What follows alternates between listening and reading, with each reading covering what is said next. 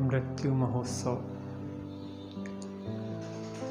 लोग अपने मृत्यु को महोत्सव रूप में मनाना चाहते हैं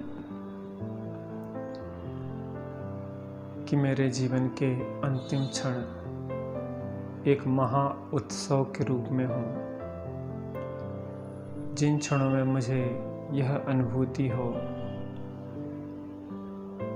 कि मैं अपना सर्वस्व अपने साथ लेके जा रहा हूँ, मेरा किंचित मात्र भी मुझसे अलग होने वाला नहीं है, मेरा सर्वस्व मुझ में है। मैं अपने सर्वस्व को लेके साथ में परलोक की यात्रा पे जा रहा हूँ। मैं तो चैतन्य स्वरूपी आत्म तत्व हूँ, जिसका ना कोई जन्म होता है, ना जिसका कोई मरण होता है। शरीर का जन्म होता है और शरीर का मरण होता है।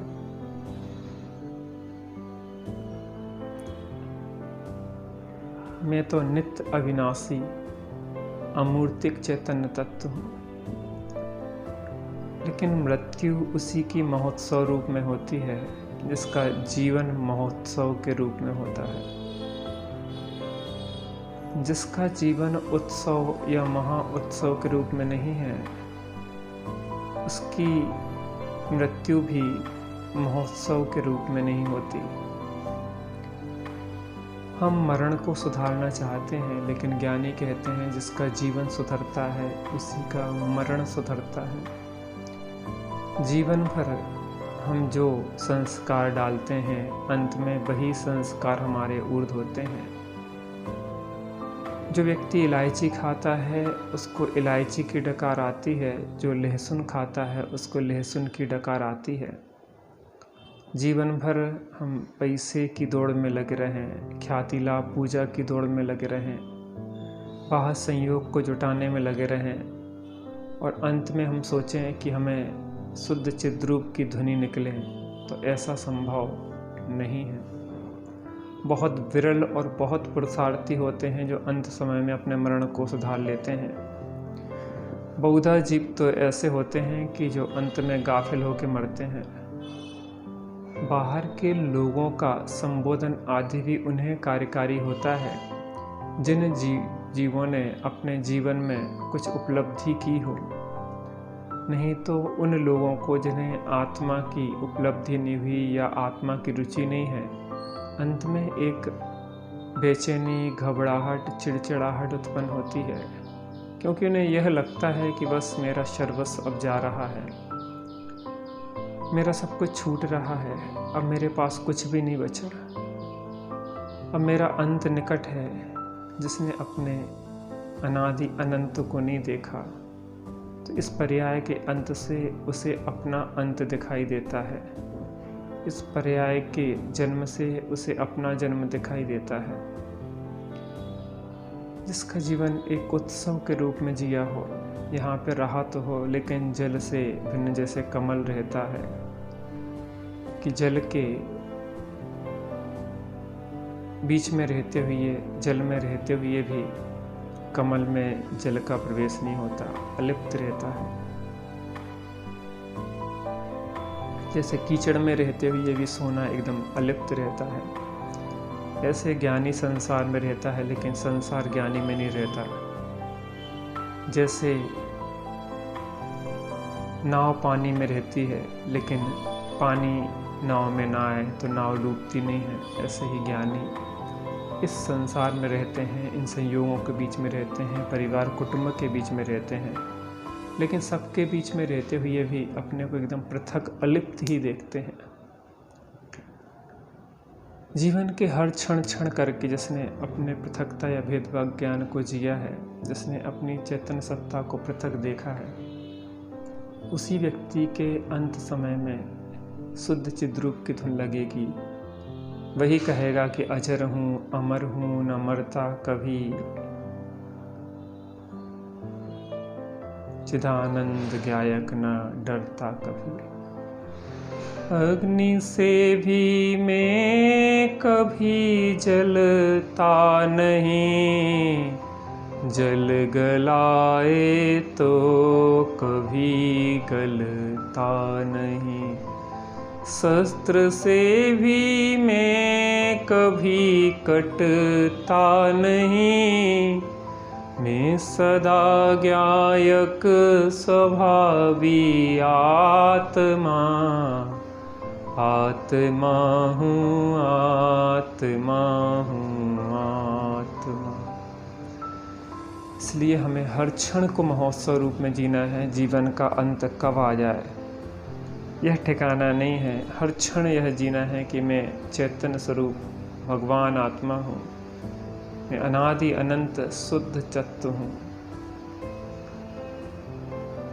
अहो चैतन्य आनंदमय, सहज जीवन हमारा है। अनादि अनंत पर निरपेक्ष ध्रुव जीवन हमारा है। हमारे में न कुछ पर का, हमारा भी नहीं पर में। द्रव्य दृष्टि हुई सच्ची, आज प्रत्यक्ष निहारा है। अनंतों शक्तियाँ उछले, सहज सुख ज्ञान में विल से। अहो प्रभुता परम पावन, वीर का भी न पारा है। अहो चैतन्य आनंदमय, सहज जीवन हमारा है। जिसने अनंत उछलती हुई शक्तियों का अनुभव किया है, जिसने अतीन्द्रिय आनंद का वेदन किया है, जो स्वरूप में ही रतिवंत हुआ है, स्वरूप में ही संतुष्ट हुआ है और स्वरूप में ही तृप्त हुआ है, उसे एक अतीन्द्रिय अलौकिक आनंद की प्राप्ति होती है। उसे किसी से पूछने नहीं जाना पड़ता कि सुख कैसा होता है, वो स्वयं उसका वेदन करता है और अंत समय में भी वो जानता है कि मेरी जो चैतन्य सत्ता है उसका कुछ बिगड़ता नहीं है। मैं एक शाश्वत सदा काल रहने वाली शुद्ध चिन्मूर्त मात्र मूर्ति हूँ। और इसे देखते हुए वह अपने को धीरे धीरे अपने में ही समेटता हुआ जाता है, समेटता जाता है और वह अपनी समस्त उपयोग को अंतर्मुखी करता है और शरीर से पृथक अपनी चैतन्य की अनुभूति करता हुआ इस पार्थिव देह को छोड़ के परलोक के लिए गमन करता है। लेकिन वहाँ भी वह सम्यक दृष्टि देवादि गति में रहता है, भोगों के बीच में रहता है, लेकिन भोगों में सुख बुद्धि उसके अंदर नहीं रहती।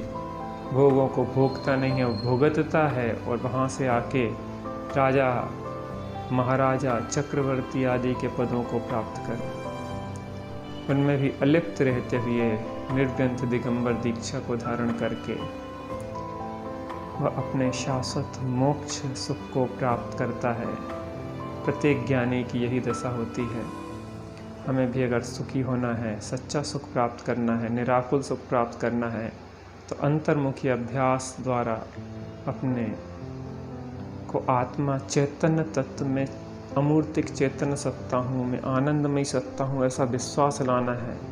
ऐसा ही हमें ज्ञान करना है और उस चैतन्य सत्ता में ही रमणता पूर्वक सम्यक दर्शन से लेकर सिद्ध दशा तक प्राप्ति का पुरुषार्थ हमें करना है। जिसका जीवन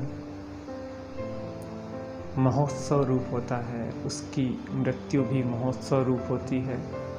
इसलिए हमारे जीवन को हम एक महाउत्सव, एक परम आनंद, एक परम आह्लाद की ओर ले जाएं, परम उत्सव की ओर ले जाएं। हर क्षण को जिएं, हर क्षण को भोगें, हर क्षण का आनंद, परिपूर्ण आनंद को लें।